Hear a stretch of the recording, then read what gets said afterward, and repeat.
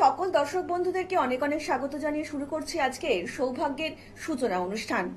আজকেও আপনাদের জন্য আমাদের মধ্যে এমন একজন ব্যক্তিত্ব উপস্থিত যে মানুষটি প্রত্যেকটা দিন এবং প্রত্যেকটা মুহূর্তেই চাইছে আপনার জীবনে সত্যি সত্যি সৌভাগ্যের সূচনা হোক, এবং আমরাও চাইছি যে আপনাদের জীবনে এমন একজন মানুষকে প্রতিস্থাপন করতে যিনি সত্যি সত্যি পারে আপনার জীবনে সৌভাগ্য ফিরিয়ে আনতে।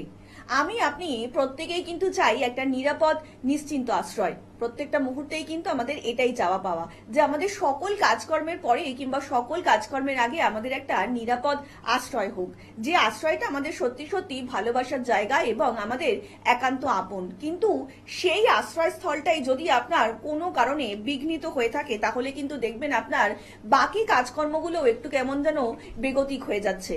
একদমই তাই, আপনারা ঠিক ধরেছেন। আমি কিন্তু বাস্তুজনিত সমস্যাই বলছি।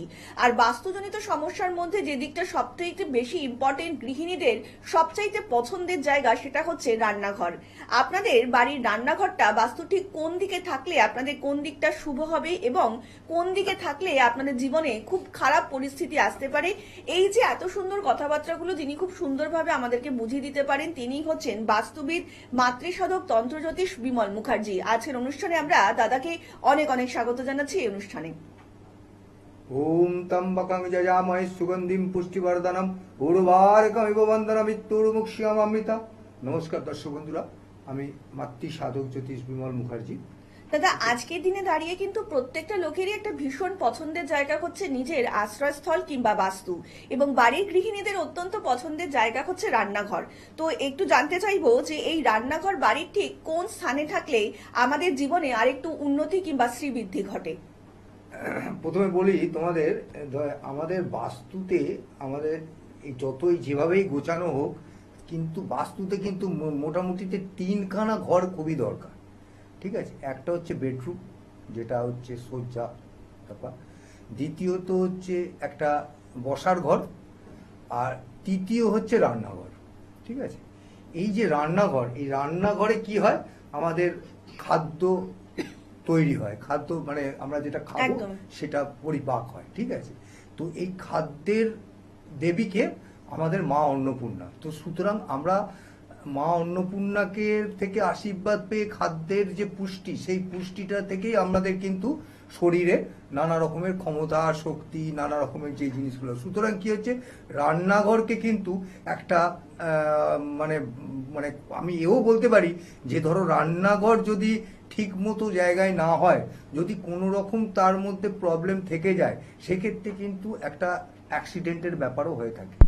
তবে আজকের দিনে দাঁড়িয়ে তো অনেকেই আছেন যে নিউক্লিয়ার ফ্যামিলিতে থাকেন কিংবা ফ্ল্যাটে শিফট করেছেন, হয়তো মানে রিসেন্টলি কিনেছেন, তো সেই জায়গায় তো অনেকেই বুঝে উঠতে পারেন না যে আমার রান্নাঘরটা সঠিক দিকে আছে কিনা। তো সেটা যদি না বুঝে উঠতে পারে তখন মানুষের কি করা উচিত? মানে অলরেডি তো রান্নাঘরটা হয়ে গিয়েছে সেই স্থানে। হ্যাঁ, তার তো প্রতিকার আছে, অবশ্যই আছে, সেটা বলবো আজকে। সেই বিষয়ে তুমি যখন বলছো রান্নাঘর নিয়ে, ব্যাপারটাকে নিয়ে আমি কিন্তু আজকে আলোচনা করব।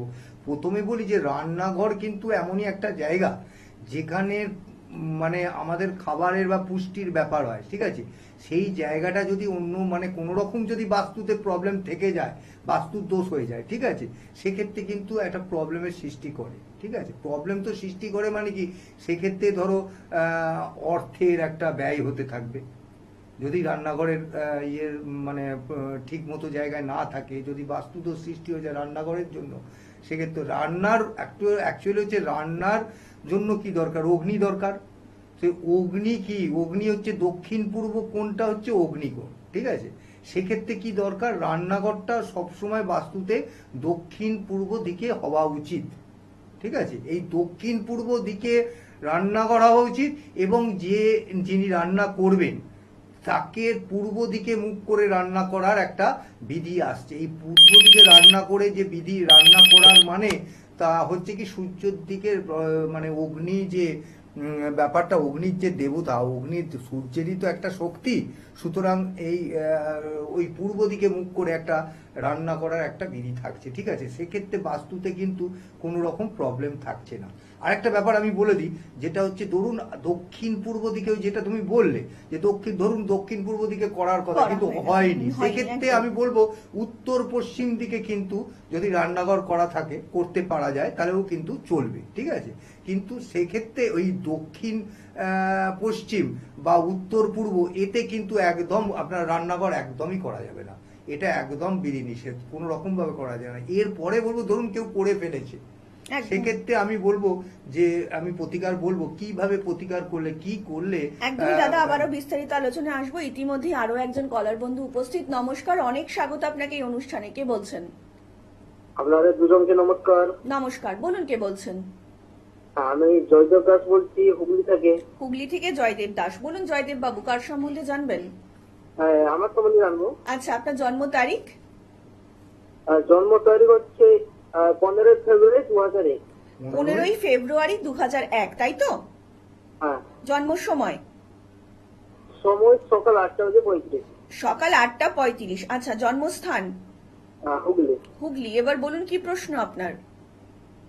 হ্যাঁ, আমার কর্মজীবন নিয়ে জানতে চাই। কর্মজীবন নিয়ে? জীবনে আচ্ছা, ঠিকভাবে সফলতা পাবো, অর্জন করবো। একদম একদম কর্মজীবনে সফলতা নিয়ে আপনার প্রশ্ন। দাদার অনুষ্ঠান দেখেন? হ্যাঁ, দেখি, দাদা অনুষ্ঠান খুব ভালো লাগে। আচ্ছা, অনেক ধন্যবাদ। শুনুন দাদা বলছেন। রাশি আর লগ্ন কি জানেন আপনি? আপনার রাশিটা ঠিক জানি না। রাশিটা হচ্ছে এর আগে কাউকে দেখানি তার মানে? না না, দেখা। আচ্ছা, রাশি হচ্ছে বৃশ্চিক আর লগ্ন হচ্ছে মীন। আর তার থেকেও মেইন ব্যাপার হচ্ছে আপনি কিন্তু শনি 7.5-র মধ্যে আছেন।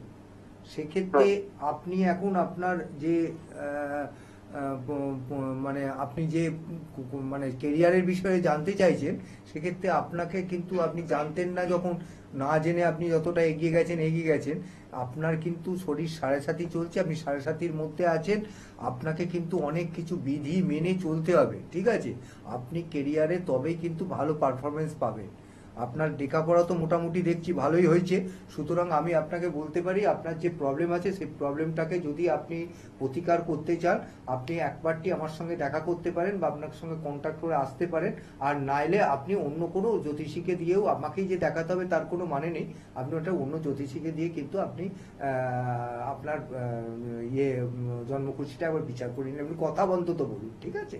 ভালো থাকুন। অনেক ধন্যবাদ। আর একটু বিস্তারিত জানতে অবশ্যই নিচে যে মোবাইল নাম্বারটা রয়েছে সেখানে কিন্তু যোগাযোগ করতেই পারেন। আপনাদেরকে আরো একবার জানিয়ে রাখছি, যারা এই মুহূর্তে দূর থেকে দাদার অনুষ্ঠান দেখছেন তারাও কিন্তু যে কোনো সমস্যার সমাধান পেতে অবশ্যই নিচে যে বুকিং নাম্বারটা যাচ্ছে সেখানে কিন্তু যোগাযোগ করতেই পারেন, এবং তার জন্য আপনাদেরকে ডায়াল করতে হবে 8100684023 নাম্বারে। তাছাড়া 9674030404 নাম্বারে আপনারা অবিলম্বে যোগাযোগ করতেই পারেন। আপনার যে কোনো কার্য অবধারিত ফল পেতে আপনারা কিন্তু অবশ্যই যোগাযোগ করতেই পারেন মাতৃসাধক তন্ত্রজ্যোতিষ বিমল মুখার্জির সঙ্গে। তারা কিন্তু প্রত্যেকদিন রাত্রি 9টা থেকে 10টায় এই যে একটা সুন্দর মুহূর্ত আমার আপনার প্রত্যেকের জীবনে আসে, এই মুহূর্তটা কিন্তু একদম মিস করলে চলবে না। কারণ এই মুহূর্তটাই কিন্তু আপনার দাদাকে পেয়ে যাচ্ছেন অন ফোন। আপনারা যে কোনো ভাবেই ফোন করতে পারেন, যে কোনো একটা প্রশ্ন দাদাকে করবেন এবং দাদা কিন্তু তার সঠিক পরামর্শ এবং উত্তর দেওয়ার চেষ্টা করবেন। তাছাড়া আপনারা সোমবার দিন শিয়ালদায় দাদাকে পাচ্ছেন, মঙ্গলবার দিন ব্যারাকপুরে পাচ্ছেন, বুধবার দিন শোভাবাজারে পাচ্ছেন, বৃহস্পতিবার